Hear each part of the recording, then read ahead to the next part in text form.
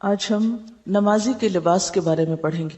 قرآن پاک میں ایک آیت آتی ہے سورۃ الاعراف میں کہ خذوا زینتکم عند کل مسجد، ہر مسجد کے نزدیک یا ہر مسجد میں اپنی زینت کا اہتمام کرو، اور زینت سے مراد یہاں لباس ہے۔ گویا نماز کی درستگی کا انحصار جہاں پاکیزگی پر ہے، صفائی پر ہے، وضو پر ہے، وہیں اس کے ساتھ ساتھ درست نماز کے لیے درست لباس کا ہونا بھی بے حد ضروری ہے۔ اگر لباس مناسب نہ ہو، سطر کے تقاضے پورے نہ کرتا ہو تو نماز ضائع ہو جاتی، کوشش رائے گاں جاتی۔ تو اس لیے یہ بھی ایک بہت اہم باب ہے۔ اب یہاں پر چونکہ مرد اور عورت کا فرق بھی ہے، اس لیے کچھ چیزیں اس حوالے سے آپ کے سامنے آئیں گی، اور اسی طرح کچھ احادیث ایسی بھی آپ پڑھیں گے جن میں منیمم لباس کا ذکر ہوگا کہ جس میں ایک شخص کی نماز ہو سکتی ہے۔ پہلی حدیث ہے، رسول اللہ صلی اللہ علیہ وسلم نے فرمایا، لا يصلي احدكم في الثوب الواحد ليس على عاتقيه شيء، کوئی شخص کپڑے میں اس طرح نماز نہ پڑھے کہ اس کے کندھے ننگے ہوں۔ تو اس سے کیا پتہ چلتا ہے کہ مردوں کے لیے بھی نماز میں ڈریس یا لباس ایسا ہونا چاہیے کہ جس سے ان کے کندھے ڈھکے ہوئے ہوں۔ الگ سے کندھے پہ ڈالنا اوڑھنی کی طرح لازم نہیں ہے، اگر کرتا بھی ہے تو اس سے بھی بات بن جائے گی۔ سر کے ڈھکنے کا ذکر نہیں آیا، کندھوں کے ذکر آیا۔ اسی لیے بعض لوگ جب احرام پہنتے ہیں اور ایک کندھا کھلا رکھتے ہیں تو وہ یہ سمجھتے کہ شاید ہر حال میں اسی طرح ہی ہمیں رہنا ہے، اور وہ نماز میں بھی پھر اس کو نہیں ڈھانکتے۔ تو خواہ کوئی احرام پہنے ہوئے ہو یا اس کے بغیر، تو نماز میں دونوں کندھوں کا ڈھکا ہوا ہونا ضروری ہے، کیونکہ یہاں لفظ آ رہا ہے عاتقیہ، دونوں کندھے۔ جہاں تک سر کا تعلق ہے تو سر ڈھانکنا مستحب ہے، پسندیدہ ہے، لیکن اگر کوئی مرد سر نہ ڈھانکے اور نماز پڑھ لے تو ایسا نہیں کہ وہ کوئی غلط کام کر رہا ہے یا اس کی نماز ہوگی نہیں، نماز ہو جاتی۔ سر کا ڈھانکنا شرائط میں سے نہیں ہے۔ حضرت عمر بن ابی سلمہ بیان کرتے ہیں کہ میں نے رسول اللہ صلی اللہ علیہ وسلم کو حضرت ام سلمہ رضی اللہ عنہا کے گھر میں ایک ہی کپڑے میں لپٹے ہوئے نماز پڑھتے دیکھا۔ عمر بن ابی سلمہ کون ہے؟ آپ کے کیا لگتے ہیں؟ ربیب ہیں، حضرت ام سلمہ کے بیٹے ہیں، جو پچھلے شوہر یعنی ابو سلمہ سے تھے۔ تو وہ اپنی والدہ کے گھر حضور صلی اللہ علیہ وسلم کو، جو اس وقت آپ کی اہلیہ تھی، نماز پڑھتے ہوئے دیکھتے ہیں کہ ایک ہی کپڑا ہے اوپر سے نیچے تک، کہ آپ نے اس کی دونوں طرفیں اپنے کندھوں پر رکھی ہوئی تھی۔ صحابہ کرام نبی کریم صلی اللہ علیہ وسلم کے ساتھ نماز پڑھتے تھے، اور وہ اپنے تہبندوں کے چھوٹے ہونے کے سبب اپنی گردنوں پر باندھے ہوتے تھے، یعنی تہبند کا ایک حصہ اوپر سے بھی باندھ لیتے تھے۔ اور عورتوں سے کہہ دیا گیا تھا کہ جب تک مرد سیدھے ہو کر بیٹھ نہ جائیں اس وقت تک تم اپنے سر سجدے سے نہ اٹھانا، کیونکہ اس میں اہتمام تھا کہ کہیں جب وہ جھکے تو ان کی کوئی حصہ ایسا جو قابل ستر ہے وہ نظر نہ آئے۔ اب اس سے یہ بھی پتہ چلتا ہے کہ اس دور میں خواتین مسجد میں نماز پڑھتی تھی، اور اس طرح پڑھتی تھی کہ مردوں اور عورتوں کے بیچ میں کوئی دیوار یا کپڑا یا ستر یا چیز نہیں ہوتی تھی۔ اسی لیے ان کو کہا جا رہا ہے نا کہ وہ بعد میں سر اٹھائیں، تاکہ پہلے مرد اٹھا چکیں۔ حضرت محمد بن المنکدر رحمۃ اللہ علیہ بیان کرتے ہیں کہ میں حضرت جابر بن عبداللہ کے پاس آیا تو وہ ایک کپڑے میں لپٹے ہوئے نماز پڑھ رہے تھے، اور ان کی چادر ایک طرف رکھی ہوئی تھی۔ جب وہ نماز سے فارغ ہوئے تو ہم نے ان سے کہا کہ اے ابو عبداللہ، آپ کی چادر پڑی رہتی ہے اور آپ نماز پڑھ لیتے ہیں؟ تو انہوں نے فرمایا، ہاں، میں نے نبی کریم صلی اللہ علیہ وسلم کو اسی طرح نماز پڑھتے دیکھا ہے، اور میں نے یہ چاہا کہ ایسا ہی کروں تاکہ تمہارے جیسے جاہل مجھے اس طرح نماز پڑھتے ہوئے دیکھ لیں کہ اس طرح نماز ہو جاتی۔ اس بات کو آپ سمجھنے کے لیے کہ کس طرح وہ ایک کپڑے میں پڑھتے تھے، آپ یہ سمجھے جیسے ساڑی ہوتی ہے نا، ایک ہی کپڑا ہوتا ہے نا ساڑی، کچھ حصہ نیچے کو ریپ کر لیتے ہیں اور کچھ پھر اوپر سے لپیٹ لیتے ہیں۔ تو وہ پہننے کا انداز ایسا ہوتا تھا کہ جس سے نیچے کا سطر بھی اور پھر کندھے بھی ڈھک جاتے تھے۔ اس بات کو اتنا واضح کرنے کی ضرورت کیوں تھی کہ کوئی بھی ایسا شخص جس کے پاس کم سے کم لباس بھی ہو تو وہ یہ نہ کہے کہ میں نماز نہیں پڑھ سکتا چونکہ میرے پاس تو لباس ہی نہیں ہے، اور کم لباس میں نماز ہی نہیں ہوتی۔ نہیں، نماز ہو جاتی ہے اگر آپ سطر کی ان حدود کو پورا کر دیں، ان حصوں کو ڈھانک لیں جن کا ڈھانکنا ضروری ہے، چاہے وہ ایک کپڑا ہو یا دو ہو یا تین ہو۔ رسول اللہ صلی اللہ علیہ وسلم نے نماز میں منہ ڈھانپنے اور صدل کرنے سے منع فرمایا ہے۔ اس کتاب کے اوپر جنہوں نے احادیث کی تخریج کی ہے وہ حاشیے میں لکھتے ہیں، اگر آپ نمبر 2 کو نیچے دیکھیں، اس حدیث کو کہ منہ نہ ڈھانکا جائے اور صدل نہ کیا جائے، اسے امام حاکم اور حافظ ذہبی نے صحیح کہا ہے۔ میرے علم میں اس حدیث کی 2 ہی سندیں ہیں، ایک سند حسن بن ذکوان کی تدلیس کی وجہ سے ضعیف ہے، اور دوسری اصل بن سفیان ضعیف راوی ہیں۔ اس سے پتہ کیا چلتا ہے کہ اگرچہ روایت موجود ہے مگر ضعیف ہے۔ اس حدیث میں منہ ڈھانپنے سے روکا گیا ہے، لیکن بعض جگہیں ایسی ہوتی جہاں پر سخت لو پڑ رہی ہوتی، یا خواتین ہیں جو نقاب اوڑے ہوئے ہیں، یا پھر سخت سردی کا موسم ہے کہ جس میں آپ کو جسم کے ساتھ منہ بھی ڈھانکنا ہے، تو کیا ایسے میں پھر نماز نہیں ہوگی؟ کیا ہوگا؟ تو اس میں یہ ہے کہ یہ روایت ضعیف ہے، نماز ہو جاتی ہے اگر منہ ڈھکا ہوا ہو۔ عام حالات میں، نارمل حالات میں انسان کو اس طرح نہیں کرنا چاہیے، لیکن اگر ضرورت ہو تو ایسا کیا جا سکتا ہے، کیونکہ جن ملکوں میں بہت سخت سردی ہوتی ہے وہاں پر آپ ناک ننگا نہیں رکھ سکتے، ورنہ ناک ٹوٹ کے گر جائے گا، وہ بھی فریز ہو جائے گا۔ تو کہنے کا مطلب یہ ہے کہ دین میں بہت وسعت ہے۔ صدل کیا ہوتا ہے؟ کسی چادر یا کپڑے کو اس طرح اوڑھنا کہ دونوں طرف سے آگے کو لٹکا لیا جائے بغیر اس کے کہ اس کی ایک بل دیا جائے یا اس کو آگے سے باندھا جائے، یعنی کھلا چھوڑ دیا جائے۔ تو ویسے جیسے آپ دوپٹہ اوڑھیں اور اس کے دونوں کنارے اگلی طرف کو کھلے چھوڑ دیں، جیسے اسکارف بھی بالکل ہی کھلا چھوڑ دیں آپ، یعنی اوپر سے نیچے۔ اس سے کیوں روکا گیا ہے؟ کیونکہ اس سے نماز کے خشوع پہ فرق پڑتا ہے۔ جب آپ رکوع کرتے ہیں وہ آگے لٹک جائے گا، پھر جب آپ اٹھیں گے اور سجدے میں جائیں گے اور ہو سکتا ہے آپ کے گھٹنوں کے نیچے وہ آ جائے، جب دوبارہ آپ اٹھیں تو ان کو نکالتے نکالتے آپ کی نماز میں اتنی حرکت ہو جائے کہ آپ کا سارا خشوع ختم ہو کر رہ جائے۔ تو مراد اس سے یہ ہے کہ ایسا لباس نہیں پہننا چاہیے کہ جس کے پہننے سے انسان کی نماز کی ادائیگی میں کسی قسم کا کوئی خلل آئے۔ رسول اللہ صلی اللہ علیہ وسلم کے ساتھ عورتیں نماز فجر ادا کرتی تو وہ اپنی چادروں میں لپٹی ہوئی ہوا کرتی تھی۔ اس سے پتہ چلتا ہے کہ عورت کو چادر میں لپٹ کر نماز پڑھنا چاہیے۔ رسول اللہ صلی اللہ علیہ وسلم نے فرمایا، بالغہ عورت کی نماز اوڑھنے کے بغیر نہیں ہوتی۔ تو اس سے یہ پتہ چلتا ہے کہ عورت کو نیچے والے ڈریس کے علاوہ جیسے لمبا قمیض پہنی ہوئی ہے یا کیپ رکھی ہوئی ہے تو صرف وہ کافی نہیں، عورت کے لیے اوڑھنی ضروری، یعنی دوپٹہ ضروری ہے، اب اس اسکارف کی قسم کا ہو یا پھر سیدھا لمبا دوپٹہ ہو یا چادر ہو، تو یہ لازم ہے۔ بعض لوگ یہ کہتے ہیں نا کہ اگر ہم نے کوٹ پہنا ہوا ہے اور اوپر سے کیپ پہن لیں اور ہمارا سر ڈھک جائے تو یہ کافی ہے، یا بعض لوگ اسکارف اس طرح اڑتے ہیں کہ وہ سارے کا سارا کوٹ کے اندر ڈال لیتے ہیں اور اوپر سے کوئی چیز لپٹی بھی نہیں آتی، تو یہ درست نہیں۔ یعنی عورت کی نماز کے لیے کیا ضروری ہے کہ دوپٹہ یا اسکارف یا چادر وٹ ایور اوپر سے اس طرح بکل اس کی ماری جائے اور اس میں نماز پڑھی جائے۔ یعنی یہ واضح حدیث ہے کہ عورت کی نماز اوڑھنے کے بغیر نہیں ہوتی، دوپٹے کے بغیر نہیں ہوتی۔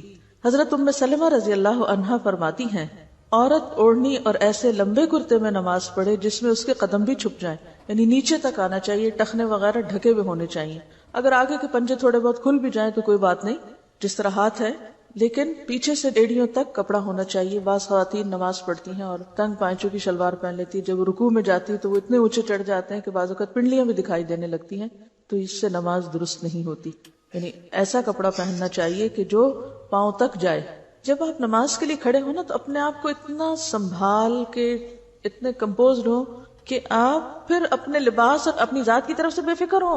جب ہم نے کپڑا صحیح سنبھالا نہیں ہوتا تو کیا ہوتا ہے؟ رکوع میں گئے چادر شریف نیچے، اٹھے اوپر کی، سجدے میں گئے پھر دھڑام سے نیچے، پھر لپیٹے، سارا وقت کھیل میں گزر جاتا ہے۔ موٹی موٹی ہم نے اون کی پشمینے کی چادریں اڑی بھی ہوتی ہیں، بھاری بھرکم، وہ ہر سجدے رکوع کے ساتھ نیچے، ہر حرکت کے ساتھ اوپر سے اتر جاتی ہیں۔ یا ایسے سلکی دوپٹے ہوتے ہیں کہ سارا وقت انہی کے لپیٹ میں گزر جاتا ہے۔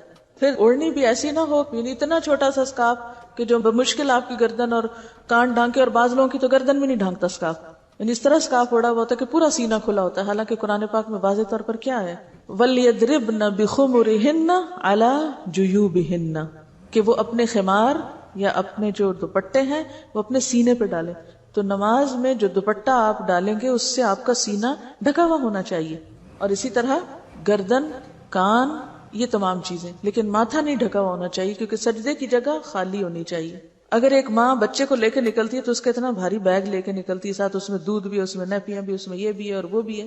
تو اگر ہم کہیں سفر کو نکل رہے ہیں یا کسی فنکشن میں جا رہے ہیں اور بڑی مجبوری ہے کہ ہم بہت ہی بھاری بھرکم لباس میں ڈریس اپ ہوں، جو کہ ہے مجبوری نے ہم نے خود ہی بنا لی اپنے لیے، کیونکہ سب کچھ ہم نے خود ہی تجویز کیا ہوا ہے، تو پھر کم از کم اگر ہمیں پتہ نماز کا وقت آنے والا ہے تو ایک دوپٹہ لپیٹ کے اپنے بیگ میں ڈال لیں، یا ایک ایسی چیز کہ جس سے آپ اپنی نماز تو سکون سے پڑھیں۔ ویسے تو اگر آپ پوری طرح ڈریس اپ ہیں، حجاب میں ہیں، تو پھر میرا خیال ہے کہ نماز کے وقت میں بھی مشکل نہیں ہوتی۔ تو نماز کے لیے ایسے دوپٹے بنائیں یا ایسا لباس بنائیں کہ جس میں آپ کو لباس کی طرف سے بے فکری ہو جائے، بس ایک دفعہ پہنا، باندھا، خلاص، اب آپ پورے کے پورے نماز کی طرف۔ چاہیے تو یہ تھا کہ میں اس وقت آپ کو صرف ایک فقہی مسئلہ بتا کے نکل جاتی، لیکن اس سب کو میں نے خشوع سے کیوں ریلیٹ کیا ہے؟ کیونکہ بہت سے لوگ جب ان کو نماز میں لباس کی بات بتاتے ہیں تو فوراً اس پہ آ جاتے ہیں اتنی بھی کیا سختی، اتنی بھی کیا پابندی، اتنی بھی کیا مجبوری، یہ عام باتیں ہوتی. نبی صلی اللہ علیہ وسلم نے فرمایا اپنی ران کھولو، نہ کسی زندہ یا مردہ کی ران دیکھو، یعنی نہ تو خود ننگے ہو اور نہ کسی اور ننگے شخص کو دیکھو. یعنی اس میں پہلے نہ نہیں لگا ہوا، لیکن اس طرح کا جملہ جب لکھا جاتا ہے تو وہ بعد کا نہ پہلے پر بھی اثر انداز ہوتا ہے. مراد اس سے کیا ہے؟ یعنی نہ خود دوسروں کے سامنے ننگے ہو اور نہ ہی کسی اور ننگے کو، خواہ وہ زندہ ہو یا مردہ، اسے بھی نہ دیکھو. تو اس سے کیا پتا چلتا ہے کہ اگر آپ کسی مردہ کو بھی غسل دے رہے ہیں تو بالکل اس کو بے لباس کر کے غسل نہیں دیں گے، بلکہ اس کے اوپر ایک چادر ڈال کر اس کے نیچے سے اس کو واش کریں گے. رسول اللہ صلی اللہ علیہ وسلم کبھی نماز میں ننگے پاؤں کھڑے ہوتے اور کبھی آپ نے جوتا پہن رکھا ہوتا تھا. یعنی سفر میں ایسی جگہ پر کہ جہاں جوتا اتارنے کا موقع نہ ہوتا یا زمین گرم ہوتی تو آپ جوتا پہن کر بھی نماز پڑھ لیتے تھے. اب مسجد میں بھی بعض اوقات ایسا ہوتا تھا. کیوں؟ اس لیے کہ مسجد کا صحن کچا تھا، کنکریاں بچھی ہوئی تھی، اور پھر جب سخت گرمی ہوتی تھی تو فرش بہت تپ جاتا تھا. لیکن یہ یاد رہے کہ بلا وجہ تو جوتا لے کے مسجد میں نہیں جانا چاہیے، کیونکہ ہمارے جوتوں کی ساخت ایسی کہ اس میں نجاست پھنس بھی جاتی ہے بعض اوقات، تو بہت کیئرفل ہونا چاہیے. اگر کبھی ایسی ضرورت پیش آ بھی جائے سفر میں یا کسی ایسے مقام پر کہ جہاں آپ جوتا نہیں اتار سکتے، جوتا چوری ہونے کا ڈر ہے، تو اس میں پھر انسان یہ ضرور میک شور کرے کہ جوتا پوری طرح صاف ہے. کہنے کا مطلب یہ ہے کہ جوتے کا اتارنا نماز میں فرض نہیں، لازم نہیں. اگر وہ صاف ہے تو اس کے ساتھ بھی نماز ہو سکتی. جیسے بچے وغیرہ اگر کھیلنے کے لیے جاگرز یا رنرز پہنتے ہیں اور وہ صاف ہیں اور کہیں بھی کھیلتے کھیلتے نماز کا وقت آتا ہے تو وہ وہیں پر ان سمیت بھی نماز پڑھ سکتے ہیں اگر وہ صاف اور پاک ہے. اس سے دین کی سہولت پتہ چلتی ہے. لیکن آج کل مسجدوں میں جیسے قالین بچھے ہوئے ہیں یا صفیں وغیرہ ہوتی ہیں، مصلی وغیرہ بچھا ہوتا ہے، چٹائیاں، تو اس پر اگر آپ باہر سڑک سے گندے جوتے لے کر چلے جائیں تو ساری مسجد گندی کر دیں گے آپ. تو وہاں تو لے جانے کی ضرورت ہی نہیں ہے. اس لیے ہمارے ہاں خاص طور پر اس چیز کو میک شور کرتے ہیں کہ جوتا نہ پہنا ہوا ہو، یہ جوتا لے کر کوئی اندر نہ آئے. سڑکیں بازار بھی تو اتنے گندے کر دیے نا ہم نے. لیکن اگر ایسی جگہ ہو کہ جہاں آپ کے لیے جوتا اتارنا ممکن ہی نہ ہو، مثلا آپ سفر میں یا موسم کی شدت ہے، سخت سردی ہے یا سخت گرمی ہے، تو آپ جوتے سمیت بھی نماز ادا کر سکتے ہیں. نبی صلی اللہ علیہ وسلم نے فرمایا جب تم نماز ادا کرو تو اپنا جوتا پہن لو یا اسے اتار کر اپنے قدموں کے درمیان رکھو. یہ بھی کتنی عمدہ نصیحت ہے. بعض لوگ جوتے اتار کے دوسروں کے منہ کے سامنے رکھ دیتے ہیں. اگر آپ کو کہیں مسجد میں یا حرم میں نماز پڑھنے کا اتفاق ہوا ہو تو بعض اوقات لوگ یا اپنے منہ کے آگے رکھ لیتے ہیں یا پھر اپنے پیچھے رکھ دیتے ہیں جو کسی اور کے منہ کے آگے آ رہا ہوتا ہے، یعنی اس کے سجدے کی جگہ پر. تو جس وقت آپ نماز میں کھڑے ہوں تو پھر کیا کریں؟ جوتے پہ جوتا رکھ کے اس کو لپیٹ کے دو پاؤں کے بیچ میں رکھ لیں. یعنی کتنی اچھی تہذیب ہے جو آپ صلی اللہ علیہ وسلم نے سکھائی کہ اس میں نہ خود کو تکلیف ہوگی اور نہ ہی کسی اور کو. پھر اس کے بعد ایک اور روایت میں ہے آپ نے فرمایا یہودیوں کی مخالفت کرو، وہ جوتے اور موزے پہن کر نماز ادا نہیں کرتے. یعنی ان کے ہاں سختی ہے اس بات کی کہ نہ وہ موزے پہن کے نماز پڑھتے ہیں اور نہ ہی جوتے پہن کے.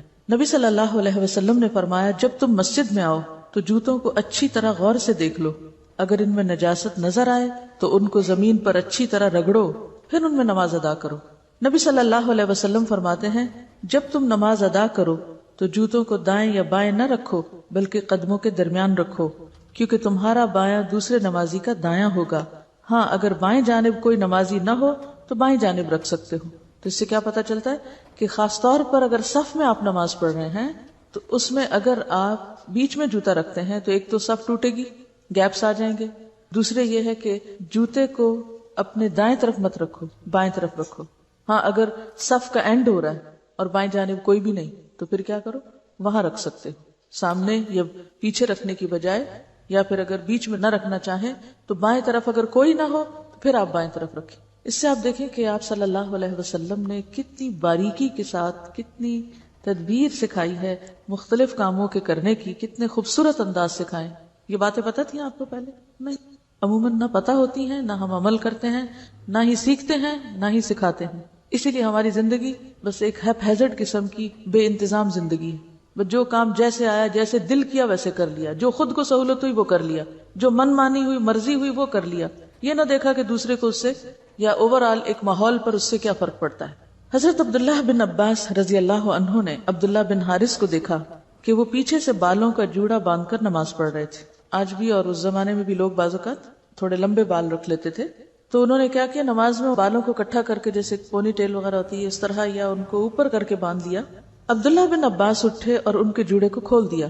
جب ابن حارث نماز سے فارغ ہوئے، ابن عباس کی طرف متوجہ ہوئے اور کہنے لگے میرے سر سے تمہیں کیا سروکار تھا، تم نے مجھے کیوں ڈسٹرب کیا؟ ابن عباس نے کہا میں نے رسول اللہ صلی اللہ علیہ وسلم کو یہ فرماتے ہوئے سنا ہے، بے شک اس طرح کے آدمی کی مثال اس شخص کی سی ہے جو مشقیں بندھی ہوئی حالت میں نماز ادا کرے، یعنی اس کو بیڑیوں میں جکڑا ہوا۔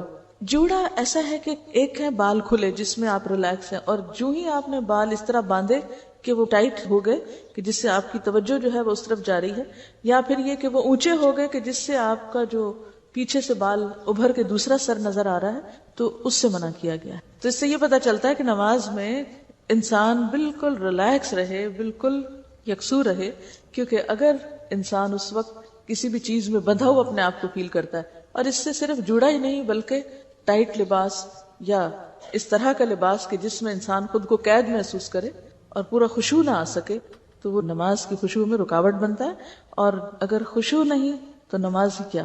حضرت عائشہ رضی اللہ عنہا سے روایت ہے کہ رسول اللہ صلی اللہ علیہ وسلم نے ایک دھاری دار چادر میں نماز پڑھی، پھر فرمایا میری اس چادر کو ابو جہیم کے پاس لے جاؤ اور اس کی چادر میرے پاس لے آؤ۔ کیوں؟ اس لیے کہ اس چادر کی دھاریوں نے مجھے نماز میں خشوع سے غافل کر دیا ہے۔ اب آپ دیکھیں کہ ہماری نمازوں میں کیسے کیسے پھول بوٹے حائل ہوتے ہیں، لیکن ہم نے کبھی فکر نہیں کی۔ تو اس سے کیا پتہ چلتا ہے کہ دیوار پہ کوئی ایسی چیزیں لگی ہوئی ہیں، یا پھر جائے نماز پر بہت سی دھاریاں اور رنگ برنگ کے ڈیزائن بنے ہوئے ہیں جو مختلف شکلوں میں نظر آتے رہتے ہیں نماز میں کھڑے ہو کے، کبھی وہ کسی کی شکل بن جاتی ہے، کبھی کوئی ڈیزائن بن جاتا ہے۔ تو ایسی چیزوں پر نماز پڑھنے سے اجتناب کرنا چاہیے۔ اب ہم یہ تو نہیں کہہ سکتے کہ اس کی نماز ہی نہیں ہوئی، لیکن یقینی طور پر اس کو خشوع کا درجہ حاصل نہیں ہوا۔ اسی طرح صحابہ کرام رسول اللہ صلی اللہ علیہ وسلم کے پیچھے نماز پڑھتے ہوئے گرمی کی شدت سے سجدے کی جگہ کپڑے کا کنارہ بچھا لیتے تھے، یعنی زمین پر کچھ بھی نہیں ہوتا تھا، وہ جب نیچے آتے سجدہ کرتے تو اپنے ہی لباس کا ایک حصہ سجدے کی جگہ پر رکھ لیتے تھے اور اس پہ سجدہ کر لیتے۔ یہ ایسے ہی ہے جیسے مثلا آپ کسی ایسے کارپٹ پہ نماز پڑھیں جو انتہائی گندا ہے۔ کئی دفعہ ایسا اتفاق ہو جاتا ہے نا، آپ کسی شادی میں جاتے ہیں تو شادی کے موقع پر تو لوگ کھانا خود بھی کھاتے ہیں، پلیٹوں میں بھی چھوڑتے ہیں، کارپٹ کو بھی کھلاتے ہیں، پھر بہرحال باقی لوگ اس کو صاف تو کر دیتے ہیں، لیکن اگر کبھی کسی ایسے موقع پر آپ کو نماز پڑھنی پڑے تو سجدے میں خشوع نہیں آتا، کیونکہ اندر سے ایسی اسمیل اور ایسا گھٹن محسوس ہوتی ہے کہ انسان ٹکا نہیں سکتا سر۔ ایسے میں کوئی جائے نماز نہیں، تو کیا کریں آپ؟ مثلا اگر آپ اسکارف اوڑے ہوئے ہیں یا آپ دوپٹہ اوڑے ہوئے ہیں تو نیچے جا کر اپنے ہی دوپٹے کو کارپٹ پہ بچھا کے اسی کے اوپر سجدہ کر لیں، تو اس سے آپ کی نماز بہتر ہوگی، اس میں خشوع آئے گا۔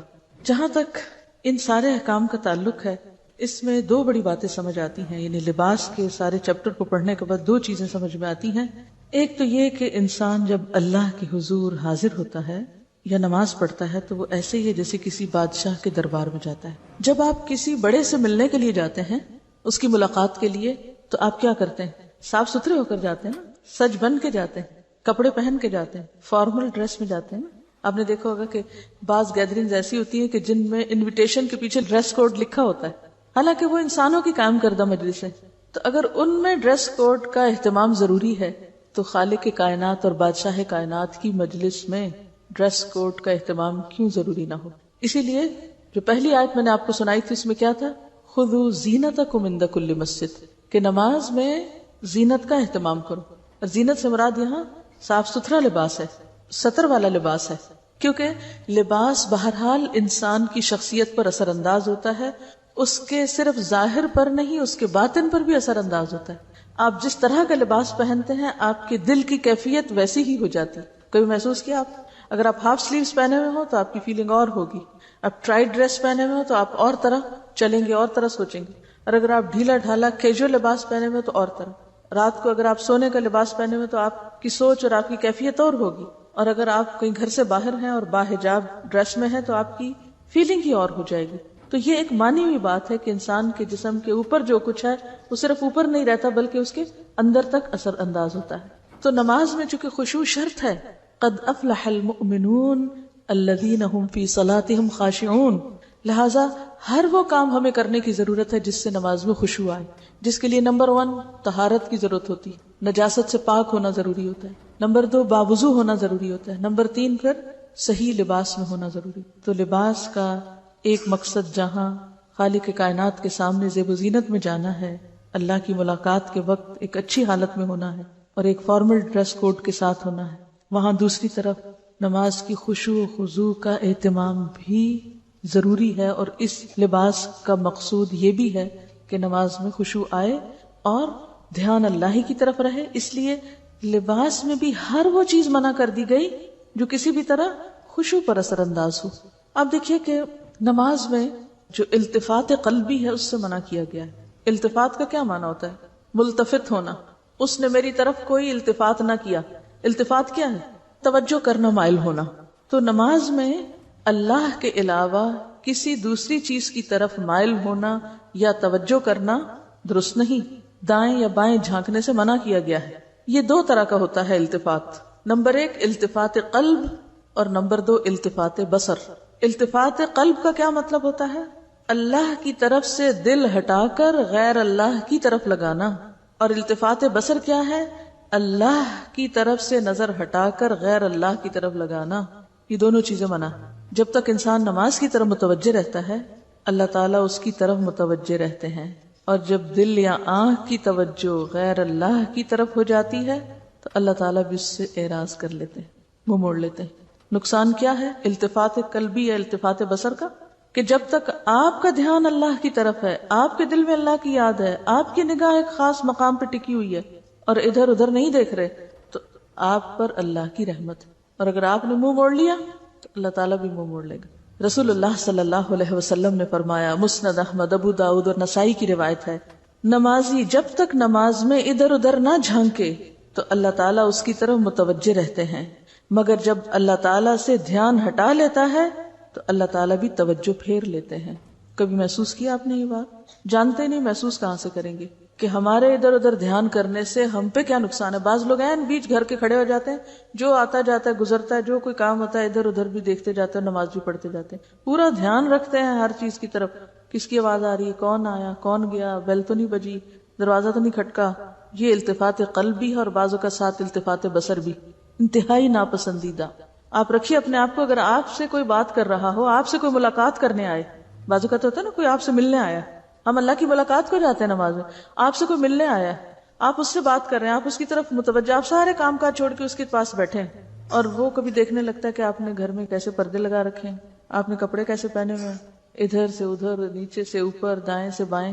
کیسا لگے گا آپ کو؟ دل چاہے گا اٹھ کے چلے جائیں، یہ مجھ سے ملنے آئے یا میرے گھر سے ملنے آیا. لیکن یہ کہ آج کل لوگوں کو یہ برا نہیں لگتا، اس لیے کہ لوگ اپنے گھر آنے پہ اتنا اصرار کرتے ہیں. میرے ساتھ اکثر ایسا تو لوگ کہتے ہیں ہمارے گھر ہے، میں کہتی ہوں بھی آپ سے ملنا تھا، آپ سے مل لیا. گھر کس لیے آؤں؟ اس لیے کہ ہم نے اتنے اچھے ڈرائنگ روم سجائے ہوئے ہوتے ہیں. یعنی میں کسی کی نیت پہ شک نہیں کرتی، کوئی اور نیت بھی ہوگی، لیکن بعض اوقات یہ ہوتا ہے کہ اتنا کچھ ہم نے سجا رکھا ہوتا ہے کہ ہم اپریسیشن چاہتے ہیں، کوئی آئے اور وہ نمائش دیکھے. اچھا پھر اس کے لیے کیا کرتے ہیں؟ لا کے اٹھا کے چھوڑ کے چلے جاتے ہیں. آپ نظارہ کرو، اور کچھ نہیں تو یہ البم رکھے ہوئے، ان کو کھول کے دیکھو، ہمارے زیور دیکھو، جیولری دیکھو، کپڑے دیکھو. کیا زندگی ہو چکی، کن چیزوں میں الجھ گئے، کہاں اٹک گئے، کن چیزوں کو خدا بنا لیا، کن چیزوں کو پوج رہے ہیں. اصل چیز تو انسان ہے، اور انسان کی محبت اور انسان کی ملاقات تو کہیں بھی ہو سکتی. اس کے لیے ضروری نہیں ہوتا کہ کوئی آپ سے محبت کا اظہار جب ہی کرے گا جب وہ آپ کے گھر آئے گا. تو اسی طرح اللہ سے جو ملاقات ہے نماز کی شکل میں، اس میں باقی سب چیزیں پیچھے چلی جائیں. نماز میں کھڑے ہونے کی جگہ، پوزیشن، لباس، ہر چیز ایسی ہونی چاہیے کہ جس سے خشوع میں مدد ملے، کیونکہ اگر آپ نے اللہ کی طرف توجہ نہ کی تو وہ بھی آپ سے توجہ پھیر لے گا. رسول اللہ صلی اللہ علیہ وسلم سے جب نماز میں دائیں بائیں جھانکنے کے متعلق دریافت کیا گیا تو آپ نے فرمایا، شیطانی جھپٹ ہے. یہ کیا ہے؟ شیطانی جھپٹ ہے، جو کہ شیطان نمازی کی نماز سے جھپٹ مارتا ہے. ہم نماز پڑھ رہے تھے پوری توجہ سے، ادھر سے شیطان آ جاتا ہے اور ہمارا دھیان دل یا نگاہ سے ادھر ادھر کراتا ہے، تو وہ دراصل کیا کرتا ہے؟ جھپٹا مارتا ہے ہماری نماز میں سے، پوری نہ ہونے پائے، گویا وہ اپنا حصہ لیتا ہے اس میں سے. ایک حدیث میں آتا ہے، یقول اللہ تعالی الی خیر منی الی خیر منی، اللہ تعالیٰ فرماتے ہیں کیا مجھ سے بہتر کسی اور ہستی کی طرف جھانکتا ہے؟ کیا مجھ سے بھی اچھی کوئی چیز ہے؟ مجھ سے بہتر تجھے کچھ نظر آ گیا کہ ادھر دیکھتا ہے؟ آپ ذرا اس چیز کو محسوس کریں کہ جب ہم دھیان ہٹا کے کوئی اور ہی باتیں سوچنا شروع کر دیتے ہیں اور کوئی اور ہی چیزیں دیکھنے لگتے ہیں یا کہیں اور ہی کان لگا دیتے ہیں اور توجہ نماز میں تو کم ہوتی ہے اور ادھر ادھر بہت زیادہ ہوتی ہے، تو اللہ تعالیٰ کیا فرماتے ہیں؟ الی خیر منی، کدھر دیکھتے ہو؟ مجھ سے اچھی کوئی چیز مل گئی تم کو. حسان بن عطیہ کا قول ہے، دو آدمی ایک ہی نماز میں کھڑے ہوتے ہیں لیکن ان دونوں کے درمیان زمین و آسمان کا فرق ہوتا ہے. ایک ہی نماز پڑھ رہے ہوتے ہیں دو لوگ، ایک ہی صف میں کھڑے ہوتے ہیں، لیکن دونوں کی نماز میں زمین اور آسمان کا فرق. کیسے؟ ایک کا خیال پورا اللہ کی طرف، اور دوسرا بھی بظاہر ایسے ہی نظر آ رہا ہے کہ وہ بھی نماز ہی پڑھ رہا ہے، لیکن اس کے دل کا دھیان اور سوچیں اور خیالات معلوم نہیں کہاں کہاں سرگرداں. لہذا ایک وہ اوپر جا ملاقات کرتا ہے اپنے رب سے، اور ایک وہیں بھٹکتا پھرتا ہے. نماز کی تو اصل حقیقت ہی یہی ہے کہ انسان اللہ سے ملاقات کرے، اللہ سے ملنے جائے، اور ایسی نماز انسان کے گناہوں کا کفارہ بنتی. اور ایسا ہی شخص جب نماز سے فارغ ہوتا ہے تو اس کے دل کا حال کیا ہوتا ہے؟ کیا حال ہوتا ہے؟ جب آپ اچھی سے نماز پڑھ کے اٹھیں، ایسے لگتا ہے ایک بوجھ ہٹ گیا، خوش ہو کر آپ نکلتے ہیں اس سے، اگلی نماز کا انتظار کرتے ہیں، کیونکہ آپ کو خوشی ملی نا، کیونکہ جس چیز کو آپ انجوائے کرتے ہیں اسے آپ بار بار کرنا چاہتے ہیں.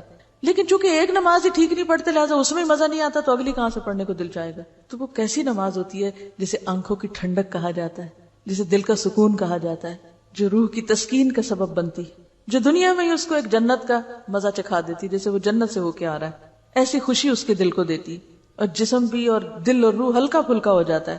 جیسے کہ آپ صلی اللہ علیہ وسلم فرماتے ہیں کہ نصلی فنستریح بصلاتنا، ہم نماز پڑھیں کہ ہم نماز سے راحت پائیں، آرام پائیں.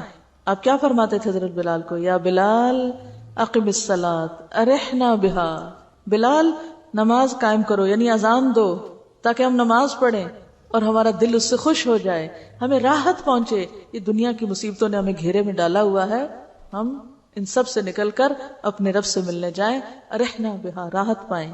ایک اور جگہ پر آپ نے فرمایا جعلت قرۃ عینی فی الصلاۃ، میری آنکھوں کی ٹھنڈک کس میں رکھ دی گئی؟ نماز میں. اور جو شخص اچھی نماز پڑھتا ہے تو اس شخص کو ایک راحت اور سکون اور خوشی خود کو ملتی تو ہے، اس کے ساتھ نماز بھی اس کے لیے دعا کرتی. اور جو شخص نماز کو بگاڑتا ہے، نماز اس کے لیے بد دعا کرتی ہے. کہتے ہیں نا نماز نور ہے یا برہان ہے. تو بات یہ ہے کہ نماز اٹھتی ہے نا، جب نیک عمل اٹھتا ہے، جب آپ نماز پڑھتے ہیں تو وہ اوپر اٹھا لیا جاتا ہے، اور وہ اس حال میں اٹھتی ہے کہ وہ نمازی کو دعائیں دے رہی ہوتی ہے. کیا دعا دیتی ہے؟ حفظک اللہ کما حفظتنی، اللہ تیری حفاظت کرے جیسا کہ تو نے میری حفاظت کی. اللہ تیری حفاظت کرے، نماز کی دعا لیتا ہے انسان جیسے تو نے میری حفاظت کی. لیکن جو شخص نماز میں خشوع و خضوع نہیں کرتا تو وہ اس کو ضائع کر دیتا ہے. اور حدیث میں آتا ہے کہ وہ پرانے کپڑے کی طرح لپیٹ کر نمازی کے منہ پہ ماری جاتی. وہ کہتی ہے ضیعک اللہ کما ضیعتنی، اللہ تجھے ضائع کرے، اللہ تجھے برباد کرے جیسے تو نے مجھے برباد کیا. رسول اللہ صلی اللہ علیہ وسلم نے فرمایا کوئی مومن پوری طرح وضو کر کے نماز کے لیے وقت پر اٹھ کر اسے ادا کرے، اسے بے وقت نہ کرے، نہ اس کے رکوع اور سجود اور باقی ارکان میں کسی قسم کا نقص آنے دے، تو وہ سفید اور نور سے چمکتی ہوئی اللہ عز و جل کی طرف اٹھائی جاتی ہے، جس کی روشنی سے مشرق و مغرب چمک اٹھتے ہیں، حتیٰ کہ چڑھتے چڑھتے اللہ تعالیٰ کے پاس پہنچ جاتی ہے. لیکن جو نماز کے لیے اٹھے، نہ پورا وضو کرے، نہ وقت پہ ادا کرے، چوروں کی طرح اس کے رکوع، سجدے اور دیگر ارکان کی چوری کرے، یعنی جلدی جلدی بس ٹوکرے مارے، تو سیاہ و کالی ہو جاتی ہے اور اس کے سر سے بھی اوپر نہیں جاتی. اسے بد دعا دیتی ہے کہ خدا تجھے اسی طرح ضائع اور برباد کرے جس طرح تو نے مجھے ضائع اور برباد کیا. اس لیے کس قدر ضروری ہے کہ ہم سارے کاموں میں سے سب سے پہلے اپنی نمازوں کی طرف توجہ فرمائیں، ان کی حفاظت کریں. اور یہ جتنے مسئلے مسائل بتائے جا رہے ہیں، یہ اس لیے نہیں کہ یہ کہا جائے کہ اتنی بھی کیا ریجیڈیٹی کہ اگر دوپٹہ آگے پیچھے ہو گیا، اگر کپڑا باریک ہو گیا تو کیا فرق پڑتا ہے. نہیں، یہ سب کچھ نماز کی حفاظت کے لیے ہے، نماز کو صحیح معنوں میں ادا کرنے کے لیے ہے. وآخر دعوانا ان الحمد للہ رب العالمین.